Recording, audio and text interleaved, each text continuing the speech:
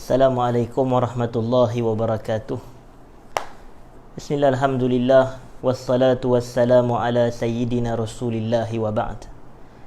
Pertama sekali, sebelum saya memulakan kuliah pada malam ini, suka untuk saya minta jasa baik daripada sahabat-sahabat yang menonton untuk meletakkan di ruangan komen sama ada suara saya jelas ataupun tidak terlebih dahulu sebelum saya memulakan perbahasan kuliah kita pada malam ini, insya-Allah. Jadi saya minta sekali lagi jasa baik kepada sahabat-sahabat semua yang sedang menonton, muslimin dan muslimat yang dirahmati Allah, untuk meletakkan di ruangan komen sama ada suara saya jelas kedengaran ataupun tidak terlebih dahulu. Jazakumullahu khairan, saya ucapkan kepada yang komen di sini. Okey, jadi ada komen daripada saudari Dila Zahira bahawasanya dia kata alhamdulillah jelas. Jadi apabila ada komen yang sebut jelas, maka saya rasa saya boleh terus pergi memulakan perbahasan kuliah kita pada malam ini. Baik. Seperti yang sebelum saya mulakan, bismillah, alhamdulillah, wassalatu wassalamu ala sayyidina rasulillahi wa ba'd. Muslimin, muslimat, sidang penonton yang dikasihi sekalian, kita berada pada majlis kita secara bulanan yang kita langsungkan 2 kali di dalam sebulan. Dan oleh kerana kita masih berada dalam tempoh PKPP, maka pihak pengurusan Baitul Salam merasakan inisiatif yang terbaik buat masa ini adalah untuk kita meneruskan majlis pengajian kita secara online ataupun secara dalam talian. Oleh kerana itu, saya tidak hadir ke bangunan Maqabah. Jadi saya akan menyampaikan kuliah ini secara berkala menerusi saya punya Facebook ataupun di rumah saya sendirilah. Jadi kita pada malam ini sama juga seperti kebiasaan hadirin hadirat, kita tidak meneruskan majlis pengajian Mukhtasar Zadul Ma'ad bermula daripada fasa PKP dahulu lagi. Akan tetapi kita mengisi majlis pengajian dengan jadual saya ini dengan tajuk-tajuk yang umum. Dan kebiasaannya dalam majlis yang kita akan sampaikan, saya akan mengkhatamkan satu kitab, ataupun dalam 2 majlis akan dikhatamkan satu kitab. Tetapi pada majlis yang lepas, iaitu pada 2 minggu yang lepas, kuliah saya menggunakan satu kitab yang dikaryakan oleh Syekh Abdul Razak Al-Badar hafizahullah, yang mana kitab itu berjudul Asbabu Ziyadatil Imani wa Nuqsanihi, sebab-sebab bertambahnya keimanan dan sebab-sebab berkurangnya keimanan seseorang itu.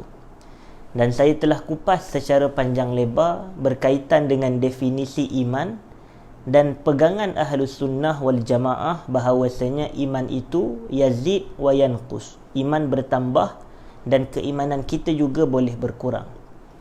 Dan kita kata ada faktor penambahan iman ini, iaitu antaranya yazidu bi ta'atir rahman, iman bertambah dengan ketaatan kepada Allah, wa yanqusu bi ta'ati syaitan, dan iman ini dia berkurang dengan ketaatan kita kepada syaitan. Dan saya sebut di dalam majlis yang lepas bahawanya ada beberapa cara-cara untuk kita menambahkan keimanan kita ini. Ada beberapa sebab untuk kita ini menaikkan atau mempertingkat keimanan kita. Yang pertama sekali saya sebut dalam majlis yang lepas adalah mengenai ta'allum al-ilm an-nafi'. Kita menuntut ilmu yang bermanfaat. Jadi perbahasan telah saya sebut pada kuliah yang lepas, kita menuntut ilmu yang bermanfaat dapat menambahkan keimanan. Hakikatnya tak lari pun dengan definisi yang saya sebut tadi, iman bertambah dengan ketaatan kepada Allah. Kerana menuntut ilmu juga dianggap sebagai suatu amalan ketaatan. Menuntut ilmu adalah termasuk dalam amalan saleh. Yang ini yang ramai terlepas pandang, ataupun ramai dari kalangan kita ini dia tak nampak. Dia ingat amalan itu seperti salat, seperti puasa, seperti bacaan Quran. Tetapi sebenarnya dalam proses dia menuntut ilmu, dia duduk, dia menadah kitab, dia membaca, dia meneliti, dia mendengar, maka ini termasuk dalam ibadat kepada Allah Subhanahu wa taala. Yang ini juga termasuk dalam ibadat. Maka sebab itu tidak pelik kalau Al-Imam Syafi'i rahimahullah menyatakan talabul ilmi afdalu minan nafilah. Menuntut ilmu adalah lebih afdal berbanding ibadat sunat ataupun salat sunat. Walaupun kadang kalau dalam majlis ilmu di masjid, kita tengok ketika majlis ilmu berlangsung, ada yang menyebutkan diri dengan baca Quran, ada yang menyebutkan diri dengan pegang biji tasbih, subhanallah, dia berzikir, ada yang menyebut diri dengan salat sunat. Orang ini seakan dia tak nampak bahawasanya antara dua kebaikan itu, yang lebih afdal adalah dia menuntut ilmu. Instead of dia sibukkan diri dia dengan salat-salat sunat ataupun dengan zikrullah atau dengan bacaan Quran, sebenarnya dia punya fokus sepatutnya kepada mendengar ilmu, kerana itu pun termasuk dalam amalan soleh. Jadi kita berbalik kepada poin yang pertama, untuk kita menambah keimanan kepada Allah, kita kata kita mempelajari ilmu yang bermanfaat. Bila kita kata bermanfaat ini, bermanfaat untuk siapa? Kita kata untuk diri kita. Bermanfaat untuk diri kita dan boleh jadi juga bermanfaat kepada orang lain. Hasil daripada kita mempelajari ilmu itu manfaat kepada kita dan kita menyampai atau menyebarluaskan ia kepada orang yang lain. Jadi kita sebut, kalau nak dapat ilmu yang bermanfaat untuk diri kita, benefit yang kita peroleh itu benefit dari sudut apa? Kita kata benefit daripada kita punya ganjaran pahala. Yang ini kita kata bermanfaat. Maknanya daripada kita dapat satu ilmu tu, kemudian kita amalkan. Ketika kita beramal tu, dia dapat manfaat. Manfaatnya dalam bentuk yang banyak lah. Ada bentuk yang dapat dilihat, ada bentuk yang tak dapat dilihat. Antaranya kalau kita belajar ilmu, kita beramal soleh, kita mendapat manfaat, kita dapat kehidupan yang bahagia, kehidupan yang baik, menenangkan. Yang ini kita tidak nampak, kerana kebanyakan hidup kita ini mau kepada material semata, benda yang dapat dilihat. Kita letakkan itu sebagai kayu ukur kita dalam kehidupan, sebagai satu achievement. Apabila kita melihat kereta, kita melihat rumah, kita melihat harta benda, tapi kita lupa sebenarnya manfaat paling besar yang kita dapat daripada ilmu yang bermanfaat ini adalah amalan soleh. Daripada amalan soleh lah kita katakan kita dapat kebahagiaan, kita dapat ketenangan, kita dapat kemudahan dalam hidup. Yang inilah yang disebut di dalam Al-Quran, man amila salihan min zakarin aw unsa falanuhyiyannahu hayatan tayyibah. Siapa yang beramal soleh, nampak macam mana kita nak beramal soleh tanpa didahulukan dengan menuntut ilmu yang bermanfaat terlebih dahulu. Jadi nak tak nak dalam beramal ni kena ada ilmu. Jadi siapa yang beramal soleh dari kalangan orang lelaki dan orang perempuan, falanuhyiyannahu hayatan tayyibah, kami akan hidupkan dia dengan kehidupan yang baik. Jadi kehidupan yang baik ini banyak. Tak semestinya kehidupan yang baik diukur dengan material, tetapi kita kata ini semua adalah manfaat daripada menuntut ilmu yang bermanfaat. Dan sebab itu kalau kita lihat antara petunjuk kita ataupun antara hadiu kita dalam kehidupan ini adalah para salafus salih, iaitu tunjang mereka adalah sahabat-sahabat Nabi sallallahu alaihi wasallam. Dan kalau kita lihat para sahabat ni, kalau dia nak dapatkan ilmu daripada Rasulullah, mereka antara cara mereka nak dapat ilmu, mereka akan bertanya soalan kepada Nabi sallallahu alaihi wasallam. Sama ada soalan yang mereka tanyakan itu dapat menambahkan keimanan, ataupun soalan yang mereka tanyakan itu menambahkan amalan soleh kepada Allah. Yang ini biasa berlaku, dan saya selalu sebut, kita dalam bab nak bertanya soalan, sebarang soalan, cuba kita tanya soalan-soalan yang memberi manfaat. sama ada manfaat itu menambahkan keimanan, menambahkan amal soleh, atau menambahkan ilmu kita sendiri.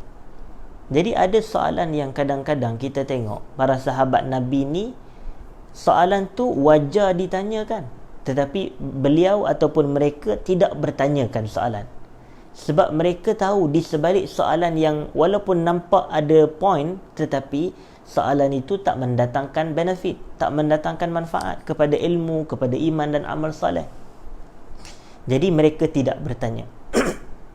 Tapi kalau siap ataupun setiap persoalan yang mereka tanya, cuba kita lihat di sebalik itu pasti ada ilmu yang ingin ditambah, atau ada keimanan ataupun adanya amal soleh yang ingin diketahui. Contoh, kita tengok ada sahabat Nabi yang pergi bermusafir melalui jalan laut. Apabila mereka musafir melalui jalan laut, mereka ini pulang ke daratan, mereka bertanya kepada Rasulullah sallallahu alaihi wasallam. Dia kata, kami ni apabila kami pergi bermusafir duduk di atas laut, kami membawa bersama kami bekalan air untuk kami minum.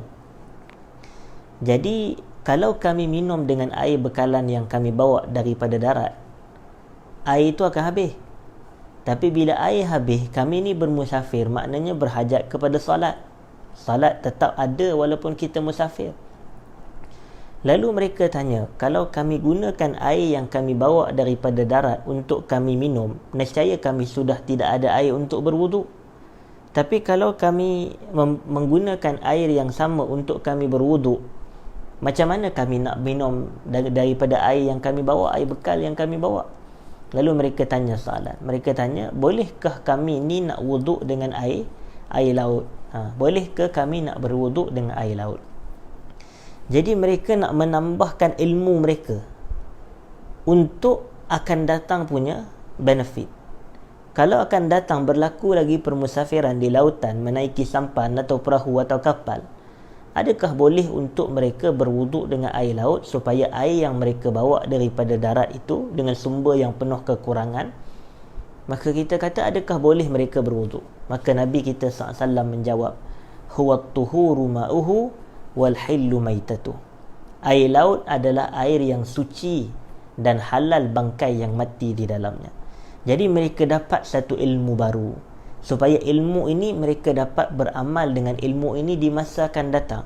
Jadi nanti kalau timbul satu situasi, kita ini air yang ada kepada kita ini dalam simpanan kita hanya cukup untuk minum, maka kalau kita berdekatan atau berada di lautan, boleh untuk kita berwuduk dengan air laut.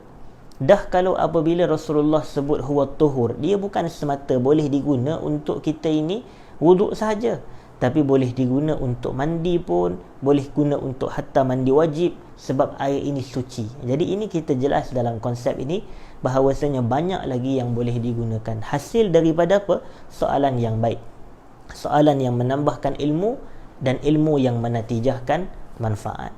Yang ini kadang-kadang masyarakat kita ini dia suka bertanya soalan-soalan yang kadang-kadang tidak ada manfaat, tidak begitu baik atau tidak begitu bagus, tidak mendatangkan manfaat, menambahkan iman, menambahkan ilmu atau menambahkan amal soleh. Ada dahulu orang suka selalu bertanya soalan. Dia tanya dan kata, Ustaz, bolehkah Allah ciptakan satu tempat yang Allah tak boleh masuk? Bolehkah Allah mencipta satu batu yang Allah tak boleh angkat? Yang ni kita kata soalan-soalan begini, soalan-soalan yang tidak wajar sama sekali ditanyakan. Kerana itu bila kita katakan dia termasuk dalam mustahilat bagi Allah. Apa dia mustahilat bagi Allah? Iaitu Allah tidak mampu itu. Allah tak mampu masuk, Allah tak mampu angkat. Yang ini kita katakan semuanya mustahilat bagi Allah. Jadi kalau kita tanya soalan-soalan sebegini, ini menzahirkan keimanan dalam hati kita lemah. Sebab itu kita tak sepatut bertanya soalan-soalan seperti ini. Tetapi kita diajar ataupun digalak untuk bertanya soalan yang memberikan manfaat.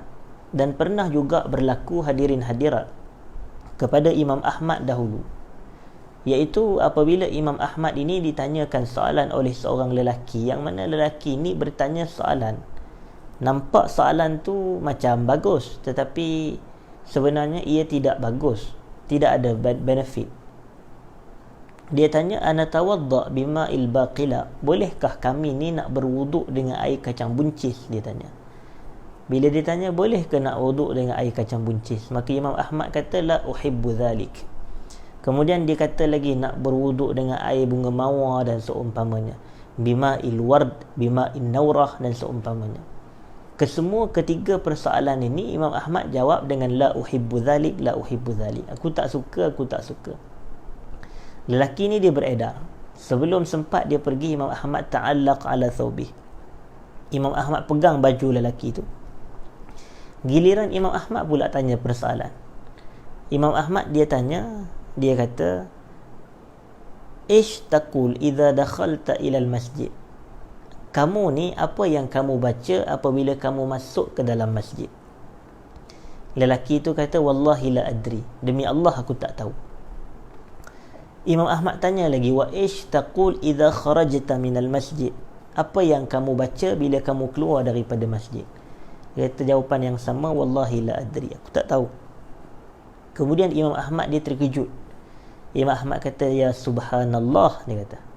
Ya subhanallah ni ucapan nak zahirkan terkejut maha suci Allah daripada kelemahan kekurangan seperti ini. Izhab fata'allam hadha, pergilah kamu dan belajarlah benda ini dahulu. Kadang-kadang masyarakat kita macam itu, soalan-soalan bombastik, soalan-soalan yang nampak macam kemas. Orang utara kata nampak kemas, sembang kemas, tetapi dari sudut manfaat dia tidak ada manfaat. Tanya soalan nak wuduk dengan air kacang buncis, air bunga mawar, air bunga sekian-sekian, ini apa benefitnya? Sebab kita katakan air ni perbahasan fiqahnya panjang. Ada dalam mazhab Syafi'i ada pembahagian yang 4. Ada yang suci, menyucikan, tidak makruh digunakan. Ada yang suci, menyucikan, makruh digunakan. Ada yang suci tetapi tidak menyucikan, dan ada yang mutanajjis ataupun al-ma'un najis, air yang tidak suci secara keseluruhan. Jadi kita katakan bahawasanya soalan ini pun tidak menambah keimanan. Jadi oleh kerana itu maka kita kata para sahabat mengajarkan kepada kita, tengok, nak menambahkan iman kepada Allah, kita menuntut ilmu yang bermanfaat. Bila kita menuntut ilmu yang bermanfaat, kita bertanya soalan sebagai salah satu proses nak dapatkan ilmu pun, soalan yang bermanfaat kita tanya. Bermanfaat untuk menambahkan keimanan kita, bermanfaat untuk menambahkan keilmuan kita dan juga amalan salih kita. Ada satu hadis yang masyhur juga daripada sahabat Nabi SAW yang mana dia kata, ya Rasulullah alimni, ataupun wahai Rasulullah, tunjukkan kepadaku amalan yang boleh memasukkan, akhbirni bi'amalin yudkhilunil jannah wa yuba'idni minan nar. Wahai Rasulullah, bagi tahu kepadaku amalan yang boleh masukkan aku dalam syurga dan menjauhkan aku daripada api neraka. Tengok soalan yang dia orang tanya ini. Sahabat Nabi ni yang sekeliling Nabi, yang faham Nabi. Dia tanya soalan, wahai Rasulullah, bagi tahu aku amalan yang boleh masukkan aku dalam syurga, boleh menjauhkan aku daripada api neraka. Ada manfaat tak pada diri dia? Ada manfaat. Jadi ini bila ada manfaat soalan-soalan sebegini, bila kita mempelajari ilmu yang bermanfaat seperti ini, maka kita akan mudah untuk kita ini menguatkan keimanan kita kepada Allah Subhanahu wa taala. Ini sebenarnya sebagai revisi ringkas terhadap apa yang telah saya sebut pada kuliah yang lepas. Yang kedua, hadirin dan hadirat, kita masuk pada malam ini, sebab yang kedua untuk kita menambah, mempertingkatkan keimanan kita kepada Allah Subhanahu wa taala, ma'rifatu asma'illahil husna wa sifatihi al-ula. Kita mengenali nama-nama Allah yang baik dan juga sifat-sifat Allah yang tinggi ataupun yang terpuji, yang mulia. Jadi kita mengetahui asma'illah al-husna wa sifatihil ula, dan kita tahu yang mana Allah ini dia ada al-asma' was sifat. Allah ada nama-nama dan Allah ada sifat-sifat Allah. Macam mana kita tahu Allah ada al-asma' was sifat? Semua ini terdapat dirangkum daripada Al-Quran dan sunnah Nabi sallallahu alaihi wasallam. Jadi kalau kita melihat kepada Quran yang ada 114 surah, ada 6,236 ayat, daripada kefahaman kita, kita dapat gambaran atau kita dapat maklumat yang Allah ini ada nama-nama dan sifat. Contohnya Allah sebut di dalam Al-Quran, walillahil asma'ul husna fad'uhu biha, dan Allah memiliki atau mempunyai nama-nama yang baik, maka berdoalah kamu dengan menggunakan nama-nama yang baik tersebut. Yang ini kita berdoa dengan menggunakan nama Allah sebagai perantaraan. Contoh, instead of kita kata ya Allah berilah aku rezeki, tetapi kita ubah, kita kata ya Allah, ya Razzaq, Tuhan yang maha pemberi rezeki, berikanlah rezeki kepadaku. Nampak? Instead of kita kata ya Allah ampunkan aku, kita kata ya Allah, ya Ghafurur Rahim, ighfirli, wahai Tuhan, Tuhan yang maha pengampun lagi maha penyayang, ampunkanlah aku ini. Jadi bila kita sebut perkataan-perkataan seperti ini, maka kita berdoa dengan nama Allah, benda-benda ini akan menguatkan keimanan kita. Sebab bila kita tahu Allah bernama sekian, Allah bersifat sekian, kita akan beriman yang Allah ni maha pengampun, Allah maha penyayang, Allah sekian dan sekian, maha pemberi rezeki dan seumpamanya. Bila disebut walillahil asma'ul husna, maka sebenarnya sebahagian ulama berpendapat semua nama yang baik itu hakikatnya adalah milik Allah. Allah lah yang memiliki semua nama-nama yang baik. Walaupun penamaan yang baik itu tidak terdapat dalam 99 nama yang masyhur itu. Sebab dalam hadis Muslim, Nabi SAW juga sebenarnya menyebut secara umum, iaitu anna lillahi tis'ah wa tis'ina isman. Allah ini memiliki 99 nama. Mi'ah illa wahid, 100 kecuali satu. Man ahsaha dakhalal jannah, siapa yang menghitungnya akan masuk ke dalam syurga. Tetapi kita katakan apabila disebut 99 nama, ini tidak menafikan yang Allah mempunyai nama yang ke-100 ataupun yang ke-101 ataupun yang ke-102. Yang ini dibahas panjang oleh para ulama, sebab mereka kata kita ni kalau kita mengatakan nama Allah ni hanya ada 99 sahaja, maka kita dapat menghitung pujian kepada Allah. Ini dia. Sebab bila kita menyebut nama Allah, hakikatnya kita memuji Allah. Dalilnya bila kita salat, macam dalam hadis Muslim, Allah sebut dalam hadis kursi, qasamtu salata baini wa baina abdi ila qismain, aku bahagikan salat antara aku dan hamba-ku kepada dua pecahan. Wa idza qala al-'abdu, apabila seorang hamba ini dia membaca alhamdulillahi rabbil alamin, Allah akan menjawab hamadani abdi, maknanya hamba-ku telah memuji aku. Hakikatnya setiap kita punya sebutan tentang Allah dan sifat Allah, hakikatnya ia satu pujian sebenarnya. Ia kita memuji Tuhan. Bila kita sebut nama dia, kita sebut sifat dia. Jadi kalau kita kata nama Allah hanya ada 99 dan tidak ada yang ke-100, 101, ini meletakkan kita ni mengatakan bahawasanya pujian terhadap Allah ni mampu dihitung, mampu dikira. Sedangkan bila kita bacakan tentang ayat Quran yang lain, tentang hadis-hadis Nabi yang lain, pujian kepada Allah tidak terhitung. Sebab apa? Nikmat Allah yang bersangatan. Yang ni kita kata wa in ta'uddu ni'matallahi la tuhsuha. Kalau kamu nak menghitung nikmat Allah, nescaya kamu takkan dapat hitung.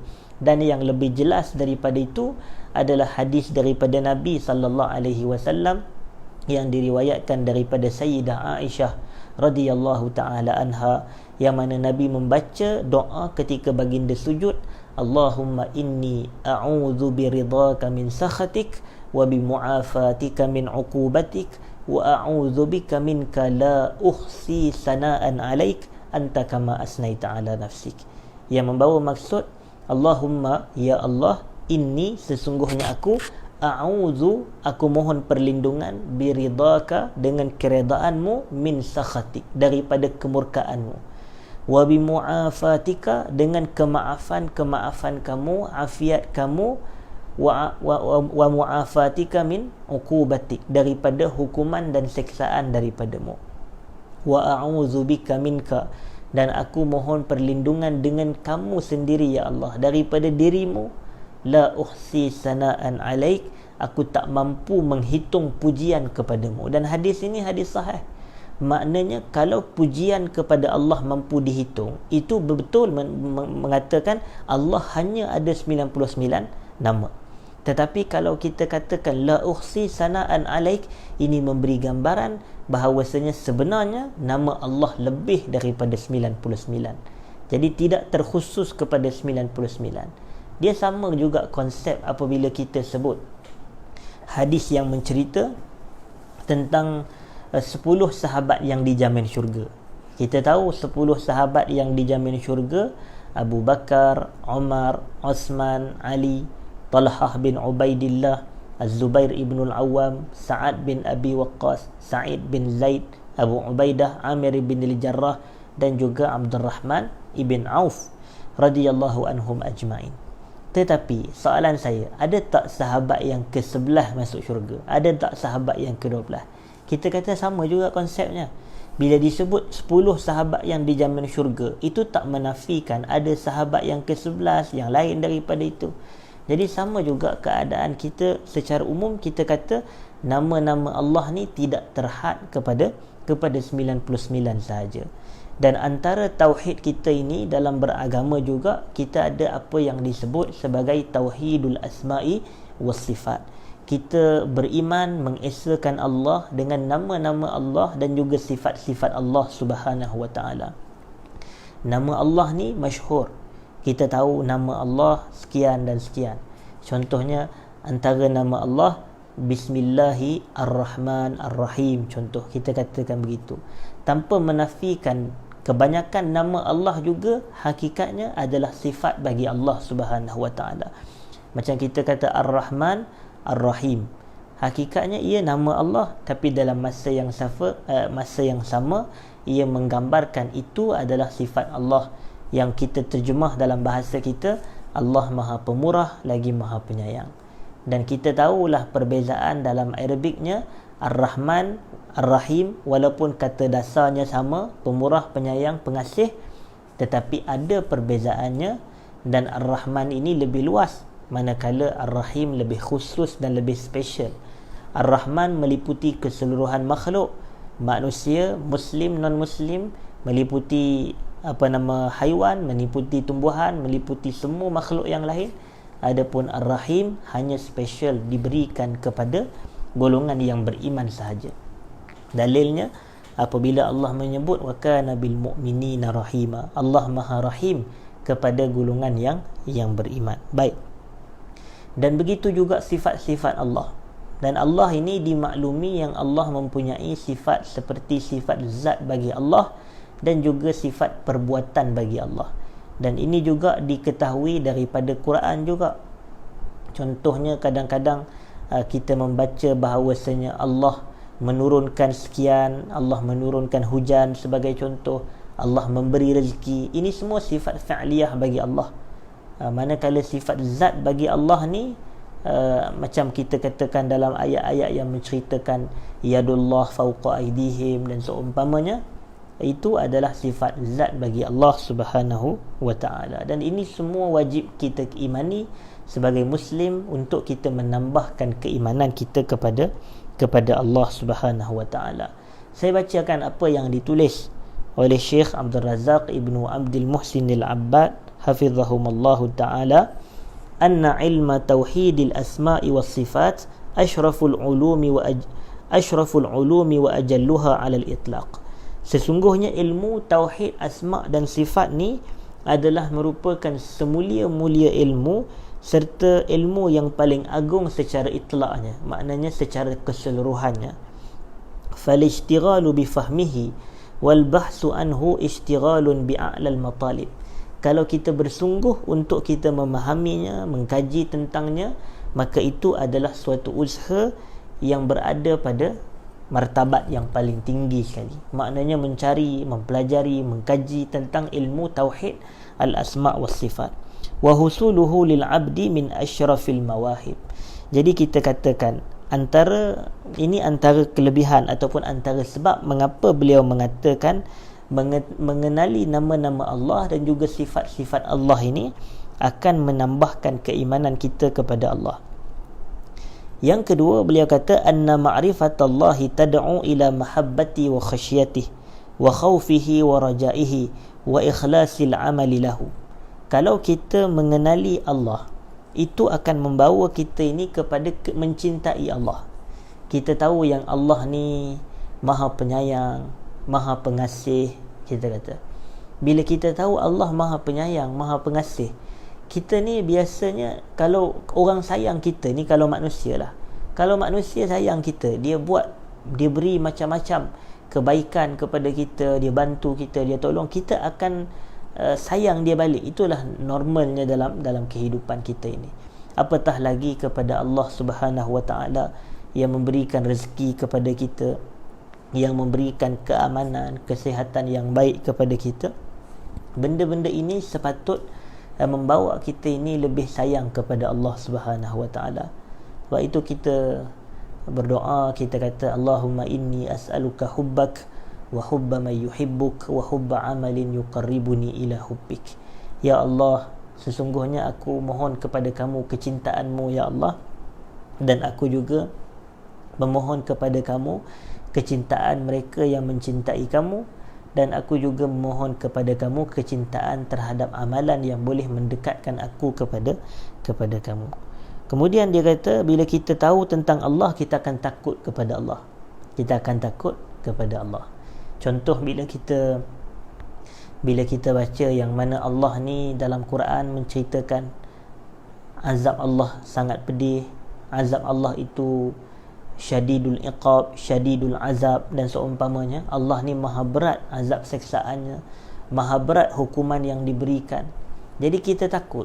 Jadi kita rasa, contoh kita tengok kepada zaman-zaman dahulu, ada yang mendapat hukuman atas tindakan jenayah yang mereka buat. Jadi kita takut dengan Allah. Cuma ketakutan kita kepada Allah ni tak bolehlah kita kata sama seperti takut pada makhluk. Ini nampak.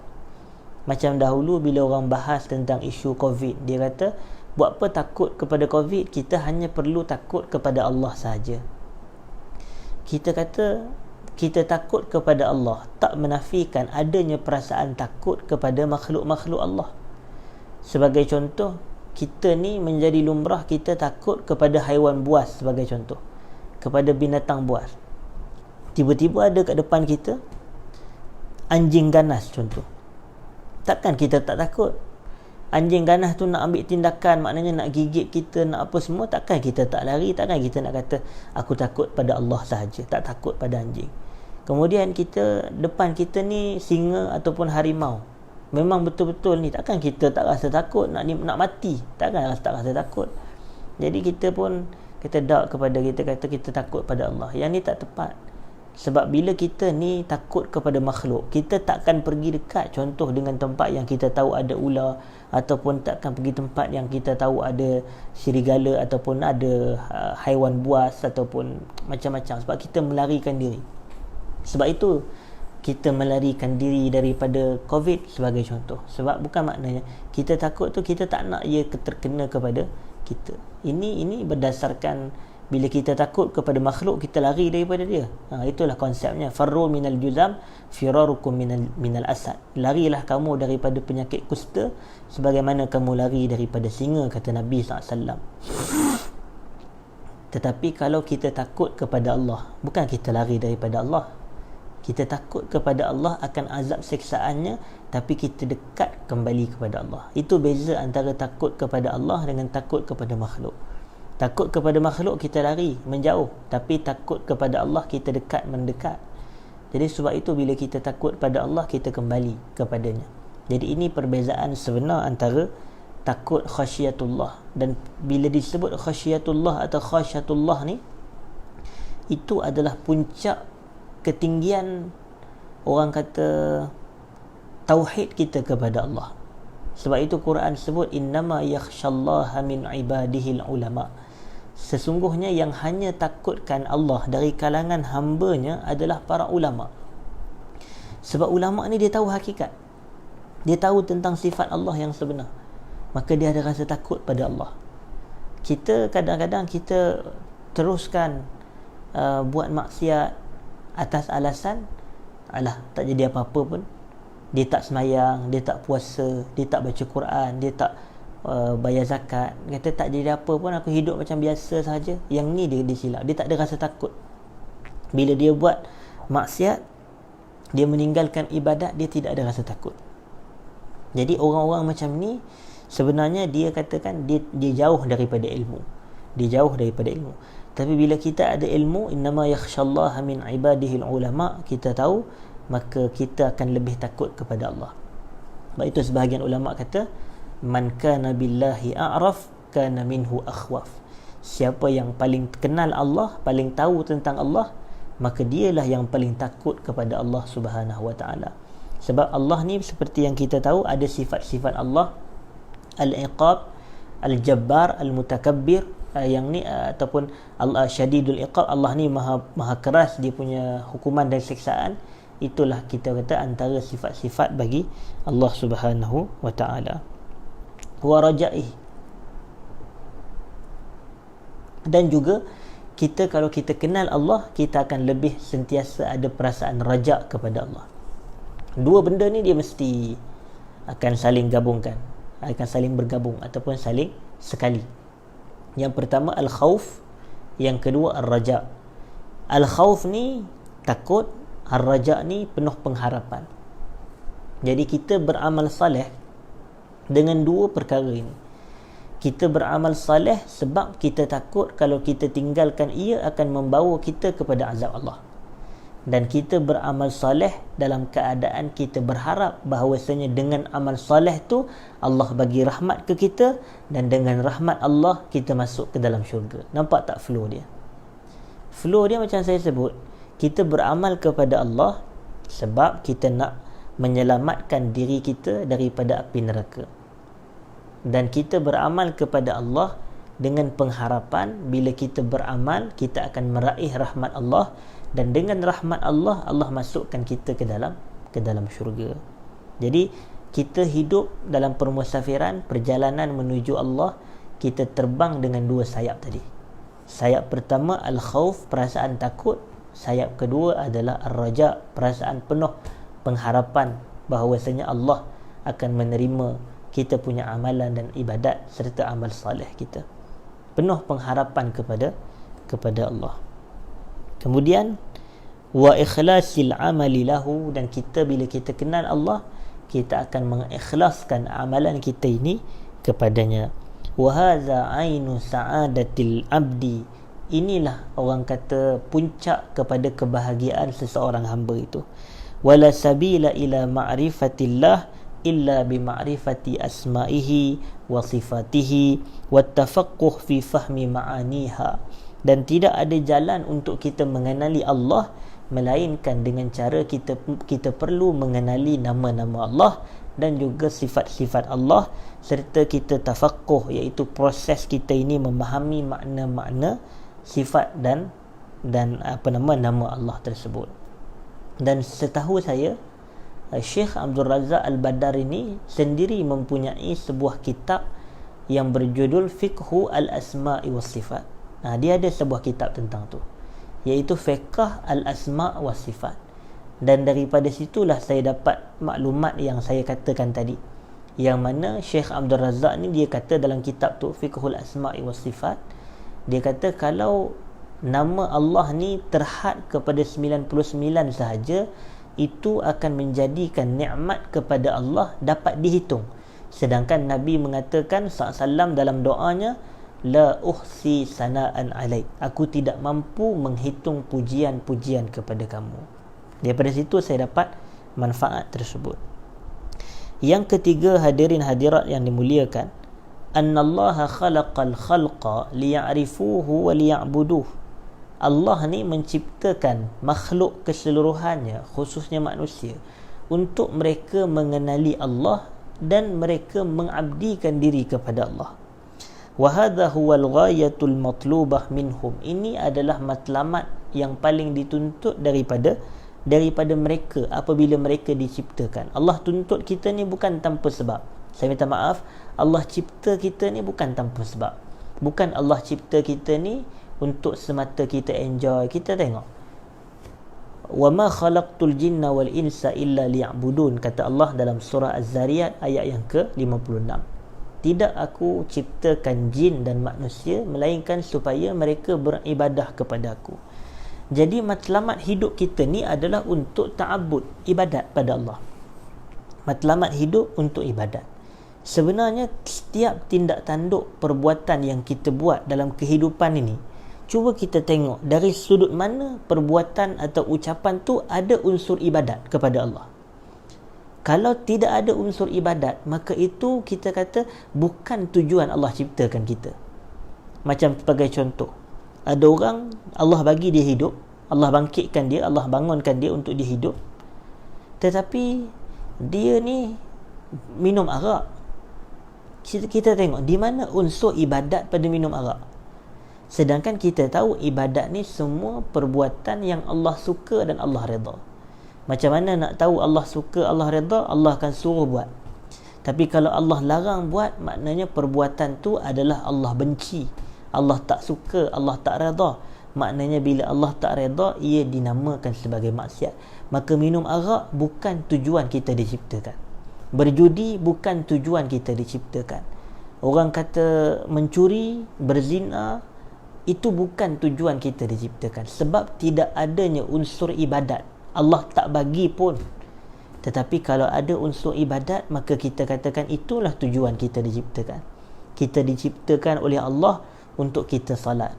Kita diciptakan oleh Allah untuk kita ni baca Quran. Kita dicipta Allah untuk kita ni berpuasa, untuk kita ini bersedekah ataupun membayar zakat dan umpamanya. Ini tujuan-tujuan Allah ciptakan kita. Fal-ishtighalu bidzalika ishtighalun bima khuliqa lahul 'abd. Kalau kita menyibukkan diri kita dalam hal ini, maka ini adalah kita menyibukkan diri terhadap apa yang tujuan utama kita diciptakan. Wa tarkuhu wa tadi'uhu ihmalun lima khuliqa lahu. Dan bila kita meninggalkan serta kita mengabaikannya, ini adalah suatu pengabaian terhadap tujuan kita diciptakan. Ini saya sebutkan contoh-contohnya tadi. Bila kita hidup tetapi untuk mencuri, tetapi kita hidup melakukan maksiat, jenayah itu dan ini, maka itu bukan tujuan utama kita diciptakan. Yang keempat, kita kata anna ahada arkanil iman bal afdalaha wa aslaha al-imanu billah. Sesungguhnya salah satu rukun iman yang 6 itu, bahkan rukun iman yang paling afdal, yang paling puncak adalah al-imanu billah. Yang ni yang Rasulullah SAW sebut an tu'mina billah, hendaklah kamu beriman dengan Allah. Jadi antara cara kita beriman dengan Allah, dia kata di sini, walaysal imanu mujarrad qawluhu amantu billah min ghairi ma'rifatihi bi rabbih. Bukan iman itu semata atau sekadar dia sebut dengan lidah dia amantu billah, aku beriman dengan Allah, bi ghairi ataupun min ghairi ma'rifatihi bi rabbih, dalam keadaan dia tak kenal pun siapa Tuhannya. Dia iman tak boleh. Dia tak boleh ataupun tidak cukup dan tidak memadai sekadar kita menyebut aku beriman dengan Allah, tetapi kita tak kenal siapa yang kita imani tersebut. Maka dia kata bal haqiqatul iman ay ya'rifa allazi yu'manu bihi. Bahkan hakikat sebenar keimanan adalah seseorang itu mengenali siapakah yang dia imani tersebut. Wa yabdhula juhdahu fi ma'rifati asma'ihi wa sifatihi hatta yablugha darajatal yaqin. Dia memerah keringatnya untuk dia mengenali nama-nama dan sifat-sifat Allah sehinggalah dia mencapai kepada darjat keyakinan yang benar terhadap Allah Subhanahu wa taala. Wa bihasabi ma'rifatihi bi rabbih yakunu imanuhu. Maka dengan bergantung kepada, dengan mengikut kadar pengetahuan dia kepada Tuhan dia, maka di situlah sebenarnya kadar keimanan dia. Maknanya bila dia lebih mengenali Tuhan, maka imannya lebih tinggi kepada Allah Subhanahu wa taala. Sebaliknya, jika dia tak kenal Tuhan, maka lemah ataupun rendahlah keimanan dia. Fakullama izdada ma'rifatan bi rabbih izdada imanuhu. Apabila bertambahnya keimanan dia kepada Tuhan, maka bertambahlah imannya. Wa kullama naqas. Apabila pengetahuan dia terhadap Tuhan itu rendah, maka lemahlah iman dia. Wa aqrabu tariqin yusiluhu ila dhalik tadabbur sifatihi wa asma'ihi subhanahu wa ta'ala.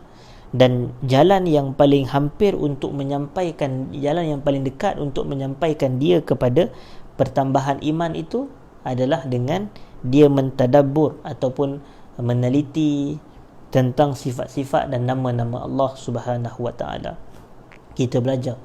Sebab itu saya cadangkan untuk tuan-tuan, sahabat-sahabat semua, hadirin hadirat, kalau boleh membaca kitab yang ditulis oleh Syekh Abdul Razak Al-Badar itu, Fiqhu Al-Asma'i was Sifat, fiqh yang menceritakan tentang nama-nama dan juga sifat-sifat Allah Subhanahu wa ta'ala. Di situ kita dapat jelas tentang apakah sebenarnya maksud bagi Ar-Rahman, Ar-Rahim, apakah kelebihan bila kita mengimani hal tersebut. Bayangkan bila kita dapat tahu yang mana Ar-Rahim ni sifat Allah yang hanya khusus dan special kepada orang beriman sahaja, maka timbul dalam hati kita nak dapatkan hal tersebut. Bila kita tahu Allah ni Maha Pengampun, maka walaupun kita rasa duka cita dengan diri kita ni yang penuh dengan kelemahan, kekurangan dan kemaksiatan, tetapi kita sentiasa penuh pengharapan yang di sana masih ada ruang dan peluang yang Allah berikan kita untuk bertaubat, kerana Allah ni Tawwab Rahim. Sebagai contoh, Allah Maha Penerima taubat, Allah Maha Rahim. Kemudian bila kita rasa kita berat dosa dan maksiat, maka kita tenangkan diri kita dengan bahawasanya Allah Maha Pengampun lagi Maha Penyayang. Yang ini yang kita sebut dalam hadis yang terakhir daripada kitab hadis 40 karangan Al-Imam An-Nawawi rahimahullah, yang mana Allah menyebut dalam satu hadis kursi, yang mana Allah mengatakan, lau balagat zunubuka ananas sama, kalaulah dosa kamu ni sampai kepada tinggi langit, kemudian kamu datang kepada aku dalam keadaan kamu istighfar kepada aku, kamu tak mensyirikkan aku, maka ghafartulak, aku akan ampunkan kamu. Itu hadis yang innaka ma da'autani wa rajautani ghafartulaka ala ma kana minka wa la ubali, kata Allah. Kamu, kalau kamu berdoa kepada aku, berharap kepada aku akan ampunkan kamu terhadap apa sahaja keadaan kamu, wala ubali, aku tidak peduli, kata Allah. Jadi ini kita sebut, hadirin hadirat yang dimuliakan, bila kita memahami tentang hakikat-hakikat pengampunan ini, maka itu akan lebih kita kuat keimanan kita ada Allah, kata. Ada je kita rasa khawatir, ada rasa gusar, ada rasa gelisah, kita ada Allah yang menjaga kita. Sebab itu ada satu hadis yang masyhur berkenaan dengan seorang lelaki ni, dia ni banyak kali buat dosa. Bila dia buat dosa, dia kata, ya Rab, aznabtu zamban faghfirli, aku ni telah buat satu dosa, kau ampunkanlah aku.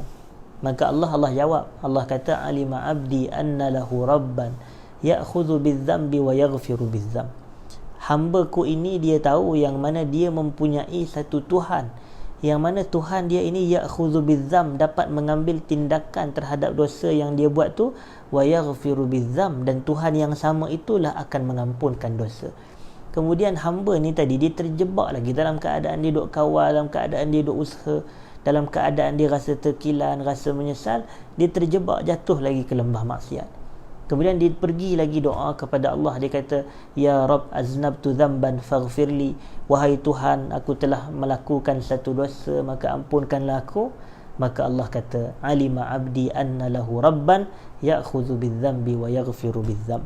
Hamba-ku ini dia tahu yang mana dia mempunyai Tuhan, yang mana Tuhan itu dapat mengambil tindakan, dan Tuhan yang sama itu juga dapat memberikan pengampunan. Jadi oleh kerana itu, bila kita mempelajari, mengetahui sifat-sifat Allah ni, maka kita dapat praktikkan dalam keadaan seperti itu tadi. Tetapi dalam masa yang sama kita penuh ketakutan pada Allah, kita berdoa. Jadi ini kita katakan caranya kita mengenali dan mengetahui al-asma' was-sifat. Baik. Yang berikutnya, hadirin dan hadirat yang saya hormati sekalian, annal ilma bihi ta'ala aslul asya'i kulliha. Sesungguhnya ilmu tentang Allah ni adalah puncak bagi setiap sesuatu. Hatta innal arifa bihi haqiqatal ma'rifah, sehingga kan seseorang yang benar-benar mengenali Allah dengan hakikat yang sebenar, yastadillu bima arifa min sifatihi wa af'alihi ala ma yaf'aluhu wa ala ma yashra'uhu min al-ahkam. Dia akan berhujah berdasarkan apa yang dia tahu berkenaan dengan sifat dan perbuatan Allah terhadap apa yang dia lakukan dan apa yang Allah syariatkan daripada hukum hakam. Li'annahu la yaf'alu illa ma huwa muqtada asma'ihi wa sifatihi. Kerana Allah tidak akan melakukan sesuatu melainkan dia adalah intipati daripada nama-nama dan sifat Allah. Macam kalau kita tengok, Allah syariatkan banyak hukum hakam di dalam kehidupan kita ini. Semuanya itu bertitik tolak kepada nama dan sifat Allah. Kalau kita kata Allah ni sifatnya al-adl, Allah ni maha adil, maka kita akan tahu yang mana Allah ni adil dan lawan bagi adil adalah zalim, adalah az-zulum ataupun kezaliman. Maka Allah turunkan undang-undang yang mana undang-undang ini terdapat padanya keadilan. Terdapat padanya keadilan yang memberi keamanan kepada semua orang. Jadi kita dapat lihat hal ini. Setiap undang-undang terhadap pensyariatan itu, larangan itu dan ini, maka semuanya adalah melalui sifat Allah. Kan ada satu hadis kursi yang mana Allah mengatakan, ya ibadi inni haramtu zulma ala nafsi wa ja'altuhu bainakum muharraman fala tazalamu. Wahai hamba-hambaku, aku telah mengharamkan kezaliman ke atas diri aku dan aku jadikan kezaliman itu perkara yang haram sesama kamu. Fala tazalamu, maka jangan kamu menzalimi atau saling menzalimi. Maka ini, bila Allah ni sifat dia kontra dengan zalim, maka setiap benda-benda yang zalim tu Allah akan larang. Ada je unsur kezaliman, Allah akan larang dalam setiap tindak tanduk perbuatan. Adanya unsur orang kata penipuan, kezaliman, macam kita kata berkenaan dengan bai'an najash. Macam ada hadis yang menyebut tentang jual beli secara najash. Jual beli secara najash ini kita kata dari sudut muamalatnya melibatkan 3 orang, antara seorang peniaga dan juga 2 orang pembeli sebagai contoh. Ada pembeli A, ada pembeli B, dan peniaga ni dia telah ada satu deal dengan pembeli A ni untuk orang kata markup harga, naikkan harga. Maknanya bila harga tu naik, kawan yang B ni dia tak tahu bercerita. Dia tengok, barang ni tinggi juga, kalau aku nak dapatkan susah dengan harga ni, jadi aku kena tawar lagi tinggi lagi. Padahal yang kawan A ni dia dah ada deal dengan penjual tadi, peniaga itu. Dia dah ada deal, sedangkan dia bukan nak beli pun. Tugas dia apa dia? Naikkan harga. Maknanya bila berlaku kes, orang tengok barangan ni, kata B ni dia kata saya nak beli RM10. Kawan ni kata tak apa, saya beli RM15. Contoh macam tu. Kemudian kawan ni tengok, tak boleh 18, aku nak sungguh barang ni. Dia kata tak apalah, saya ambil 20. Kawan ni kata tak, aku beli 30. Contohnya macam itu. Bila berlaku keadaan-keadaan seperti ni, maka kawan ni pun jual, sedangkan harga sebenar tak sampai pun tahap macam tu. Yang kawan ni dia bukan nak beli pun, dia ditugaskan untuk dia markup supaya nampak harga barang tu tinggi dan bernilai betul supaya dia beli. Jadi ada unsur kezaliman di sini, ada unsur menafikan hak. Maka oleh kerana itu Islam tak bagi, Islam larang. Begitu juga jangan salah seorang kamu membeli di atas pembelian saudaranya. Kita dah tahu kawan kita nak beli, tapi dia belum bayar lagi, belum ada akad transaksi lagi, maka kita cantas pembelian orang tersebut, maka yang itu ada unsur kezaliman dan Islam tidak bagi. Maka ini semua hasil daripada mana? Daripada nama Allah, daripada sifat Allah. Macam contoh, innallaha la yuhibbuz zalimin, Allah tak suka orang-orang zalim. Yang ini semua nama-nama dan sifat Allah, perbuatan Allah. Allah tak suka, Allah suka kepada sekian-sekian.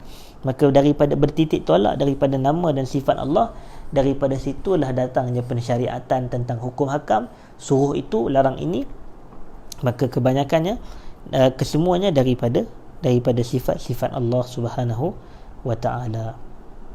Kemudian kata penulis kitab, sebelum kita menutupkan majlis pada malam ini, penulis kitab ni dia kata, wa min hadhil fawaid, antara faedah-faedah untuk kita mempelajari al-asma' was sifat dengan tujuan menambahkan keimanan kita kepada Allah, anna ma'rifatal asma'il husna was sifatil ula muqtadiyatun li asariha minal ubudiyyati wal khudu'.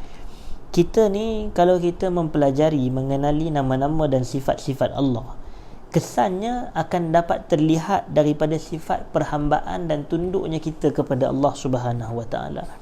Ialah apabila kita kenal dia punya macam kita manusia, bila kita kenal dia punya kedudukan, kita tahu tentang sifat dia, maka kita punya interaksi dengan dia tu berbeza. Bila kita tahu dia ni orang baik, dia ni orang yang lemah lembut, maka cara kita bercakap dengan dia pun tak sama dengan kita bercakap dengan orang lain. Kalau kita tahu dia ni sekian, sifat dia begini dan begini, cara kita nak deal dengan dia pun boleh jadi tak sama. Kalau kita tahu dia ni memang orang yang menyombong, orang yang kasar apa semua, jadi kita nak bercakap dengan dia tak sama seperti kita nak bercakap dengan orang-orang yang mempunyai akhlak dan sifat yang baik. Dan walillahil masalul a'la, Allah ni contoh yang lebih tinggi lagi lah. Kita katakan kalaulah kita kenal tentang sifat-sifat Allah tu, dia akan memberi kesan kepada perhambaan kita dan juga sifat khudu' kita kepada Allah. Khudu' ni tunduk dan patuh. Falikulli sifatin ubudiyah khassah hiya min muqtadayatiha wa mujibatul ilm biha wa tahaqquq bi ma'rifatiha, wa hadha muttaridun fi jami'i anwa'il ubudiyah allati 'ala al-qalbi wal jawarih. Yang ni macam kita sebut, semuanya memberi kesan kepada setiap perbuatan kita dari anggota hati ataupun anggota badan. Jadi hadirin dan hadirat yang dimuliakan, wa bayanu zalik, penjelasan terhadap hal yang saya sebutkan tadi, anna al-'abda, seseorang hamba itu, idza alima bi tafarrudi rabbi ta'ala bid-durri wan naf'i wal 'ata'i wal mana' wal khalqi wal rizqi wal ihya'i wal imatati, fa inna dhalika yusmiru lahu 'ubudiyyat at-tawakkul 'alaihi batinan wa lawazim at-tawakkul wa samaratihi zahira. Apa maksud dia? Seseorang hamba itu bila dia tahu bahawasanya Allah ni melakukan beberapa perbuatan ataupun melakukan semua perbuatan yang disebutkan di sini secara bersendiri. Seperti pertama, Allah memberi mudarat. Kedua, Allah memberi manfaat. Ketiga, Allah memberikan sesuatu. Wal mana', Allah menghalang sesuatu. Maknanya memberi rezeki, menghalang rezeki. Wal khalqu, Allah menciptakan. Wal rizqi, Allah memberi rezeki. Wal ihya'i wal imatah, Allah menghidupkan, Allah mematikan. Fa inna dhalika, semuanya itu, yusmiru lahu ubudiyyat at-tawakkul alaihi batinan, semuanya itu akan orang kata melahirkan ataupun menumbuhkan atau membuahkan, yang lebih tepat, maknanya membuahkan hasilnya adalah ubudiyah, sifat kehambaan kita ini dari sudut kita bertawakal kepada Allah Subhanahu wa ta'ala secara dalaman. Walawazimut tawakkul, dan lazim bagi tawakal adalah maknanya secara zahir, maknanya perkara-perkara yang lazim menunjuk kepada tawakal, kerana tawakal ni sama sekali tidak menafikan ataupun tidak mengenyampingkan usaha perbuatan. Maknanya perbuatan al-akhdhu bil asbab adalah sebahagian daripada tawakal kepada Allah Subhanahu wa ta'ala. Lalu dikatakan oleh penulis kitab, wa idza alima bi anna Allah sami'un basirun alim, apabila seseorang hamba itu dia mengetahui yang Allah ni maha mendengar, maha melihat, lagi maha mengetahui, la yakhfa alaihi mithqala dzarratin fis samawati wala fil ard, bahawasanya Allah ni tak tersembunyi daripada pengetahuannya apa yang berlaku sebesar zarah di langit-langit dan juga di bumi. Wa annahu ya'lamu sirra wa akhfa, Allah mengetahui yang tersembunyi, yang zahir dan yang tersembunyi, rahsia yang tersembunyi. Wa ya'lamu kha'inatal a'yun wa ma tukhfis sudur, Allah mengetahui apakah di sebalik pandangan mata yang khianat dan apa yang tersembunyi di dalam dada. Fa inna hadza, kesemuanya ini, yusmiru lahu hifzul lisan, dia akan membuahkan sifat diri dia untuk dia menjaga lidah dia. Kalau dia nak cakap yang tak baik pun, macam kita kata, iman berkurang dengan maksiat, iman berkurang dengan kejahatan dan dosa. Antara dosa apa? Bercakap buruk, mengumpat orang. Tapi dia ni bila dia nak mengumpat, dia tahu orang tu tak ada pun. Yalah, mengumpat ni kan kita cakap belakang. Itulah bahasa mudahnya. Mengumpat ni kan cakap belakang, benda yang orang tu tak suka. Orang tu tak ada, tapi kita ni dengan kawan kita pergi mengumpat dia. Kita kata dia secara belakang-belakang. Tapi bila kita tahu Allah As-Sami', Allah Maha mendengar. Walaupun dia tak dengar, Allah mendengar. Dan Allah yang mendengar tu melarang perbuatan ribah, perbuatan mengumpat. Yang Allah sebut dalam surah Hujurat, ya ayyuhallazina amanu jitanibu katsiran minadh-dhann inna ba'dadh-dhanni ithim wa la tajassasu wa la yaghtab ba'dukum ba'da. Allah kata wala yaghtab ba'dukum ba'da. Janganlah salah seorang kamu ribah, mengumpat, kata belakang kepada orang lain, benda tu orang tu tak suka. Jadi bila kita tahu tentang nama Allah As-Sami', Allah Maha mendengar, jadi kita tak mengumpat. Begitu juga kita ni tak berbohong. Berbohong ni depan orang tu kita cakap benda yang sebalik kebenaran. Kita cakap benda yang sebalik kebenaran. Jadi bila orang tu tak tahu, orang tu okey je. Sebab dia percaya apa yang kita cakap, dia ingat betul. Rupanya benda tu bohong. Yang tahu di sebaliknya adalah dalam hati kita tahu benda tu tak betul. Tapi kita cakap, lidah kita ni lain daripada apa yang sebenarnya berlaku. Tapi kita kena tahu, ya'lamus sirra wa akhfa. Allah mengetahui apa yang tersembunyi, apa yang rahsia. Jadi kita tahu, Allah tahu di sebalik itu kita ni menipu. Jadi bila kita tahu yang Allah tahu, dan Allah yang tahu penipuan tu, melarang penipuan, yang Allah kata ijtanibu rijsa minal awsani wajtanibu qaulaz zur. Jauhilah kamu najis daripada sembahan berhala, dan jauhilah kamu ucapan-ucapan yang dusta, ucapan-ucapan yang palsu. Maka di situ kita tahu yang pembohongan ini satu perbuatan yang dosa. Jadi kita pun tak menipu. Sebab apa kita tak menipu? Sebab Allah tahu kita menipu, walaupun orang yang kita bercakap depan tu tak tahu. Kita tak mengumpat sebab apa? Walaupun orang yang tu dia tak dengar kita mengumpat dia, tapi Allah mendengar. Innallaha sami' Innallaha sami'un alim, atau kana Allahu sami'an basira, sebagai contoh.